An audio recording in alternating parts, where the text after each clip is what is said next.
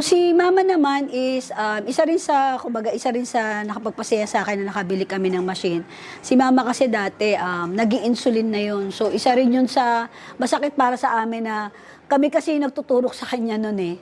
So, parang 7 years siyang nag-i-insulin. So, nung nagkaroon kami ng machine, parang ilang months lang, nagpa-check up siya. Parang pinatigil na rin ng doktor yung insulin niya. Kasi nga, gumanda yung result ng kanyang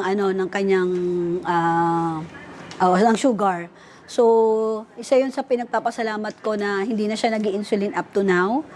Pagka may mga sakit din sila, water therapy lang din. Well, syempre hindi namin tinatanggal yung kanilang mga tawag doon, mga iniinom nilang gamot. Syempre may edad na kasi si mame. But very helpful talaga yung machine na nabili namin kay Enagic. So si Papa ganun din. Si Papa naman is high blood. So wala rin naman silang malalang sakit, pero isa sa nakakatulong sa kanila is yung water therapy talaga, which is si Kangen water. Ang tawag ko nga kay Kangen water is miracle water. Thank you.